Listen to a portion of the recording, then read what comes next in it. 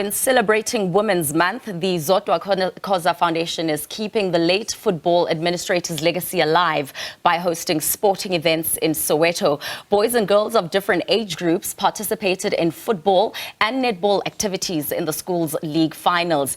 The daughter of Orlando Pirates and Premier Soccer League chairman Dr. Irvin Khoza would have turned 48 on Saturday, the 19th of August. So in studio, I am joined by Nasiphi Booi, who is a part of the Zodwa Khoza Foundation, and of course, Orlando Pirates legend Booi. Let's maybe just start with you, Nasiphi. Thank you so much both for joining me today. When we speak about the legacy of Zodwa, it seems like there's been this deliberate attempt to kind of wipe off what she has been about. What's left is how she actually passed on. So what are you doing to ensure that we're able to reflect on her role in terms of that passion that she had for women's football?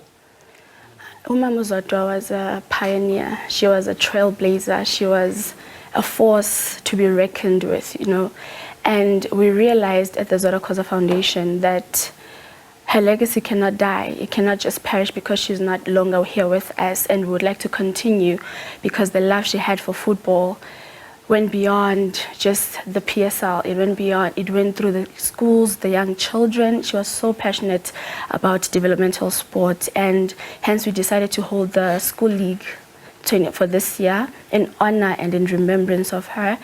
And we hope that where she's resting, she is smiling, she is happy, because this is something that we would like to continue to do and to focus on from now going forward. Absolutely. And, we are seeing the images of what actually transpired over the weekend. Teboho, maybe also just to bring you in here, we also know that Umam Zodwa was very instrumental in the rise of the stardom of some of the Orlando Pirates players, especially in their developmental phase. For those who are unaware, what kind of role did she actually play?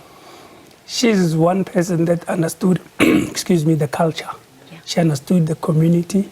She understood Orlando, and not only Orlando Pirates. That is why you would always find promoting youngsters to be able to play for the team. Because Orlando Pirates, when it started with a lot of youngsters from Orlando. So once she understood the culture of the team, she said she wants to revive that.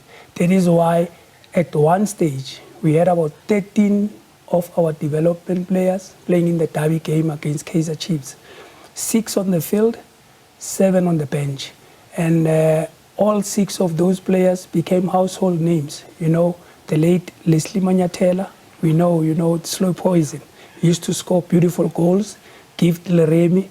We are still to see a phenomenal youngster that can replace Gift. Leboga Mokoena, Tugutugu Makanya, Tso Vilagazi, and the late Senzo Meiwa. A lot of people don't know how Senzo got to be promoted into the first team. I was Senzo's coach for under 17 and under 19. When I was promoted to the first team, Zodwa was behind my promotion because we realized that Senzo had given our under 19 a cup that was called the Africa Youth Championship Cup against other youth development teams of Africa in Cape Town.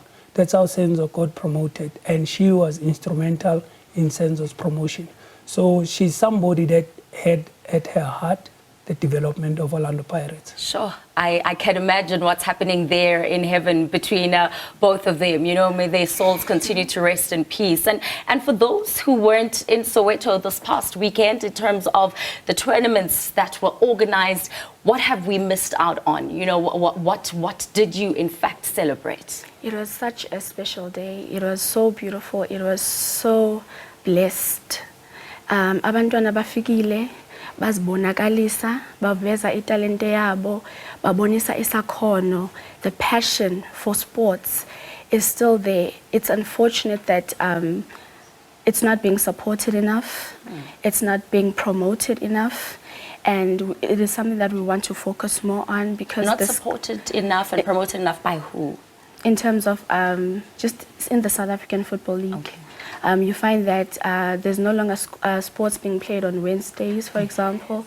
So it's something that at the Zodwa Khoza Foundation we want to focus more on and pioneer and be the driving force, you know, in terms of sports development, not just around Soweto, but we're hoping to take it across the country as well. Yeah, which is what I wanted to ask. Yeah, you know, yeah, what else is in store? You know, just to add on what Nasiphi has said, you know, if she was still alive and she had to realize that on a Wednesday, school sports has now sort of like died down, she would also have taken an initiative to say that let me revive this, what I love about youth.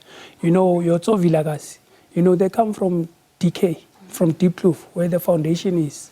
And those are the places where a raw Vilagazi was unearthed and was given to Zodwa to further polish this diamond. And, you know, today we know that Vilagazi became a household name. Yeah. And this is what we actually realized over the weekend, that kids, they were really looking forward to showcasing their God-given talent so that they could become the other Leslie Manyatelas, the Gift Remis of this world, with the initiative that the ZKF Foundation was putting up for them to be able to display their talent. Sure, it's such a pity that we have run out of time, but thank you so much for making sure that this light is still on, you know, that the torch is still burning so bright.